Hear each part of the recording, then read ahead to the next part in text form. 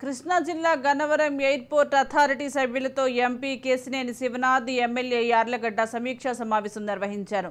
కొత్త టెర్మినల్ ఏడాదిలో పూర్తి చేస్తామని కేసినేని తెలిపారు. కేంద్ర మంత్రుల దృష్టికి, రాష్ట్ర సీఎం చంద్రబాబు దృష్టికి తీసుకువెళ్లి పనులు వేగవంతం చేస్తామన్నారు. ప్రయాణికులకు ఎటువంటి సమస్యలు రాకుండా చూస్తామని తెలిపారు.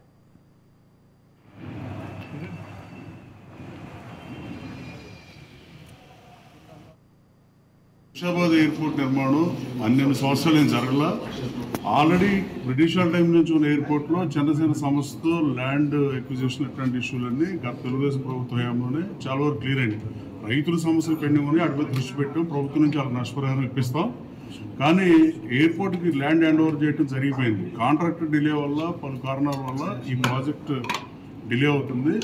ప్రాజెక్ట్ డిలే అవడం వల్ల నిర్మాణ వ్యయం పెరిగిపోతుంది అనేది కనీస ప్రాథమిక అంశం. అది అందరికీ తెలిసింది, మీకు నాకు.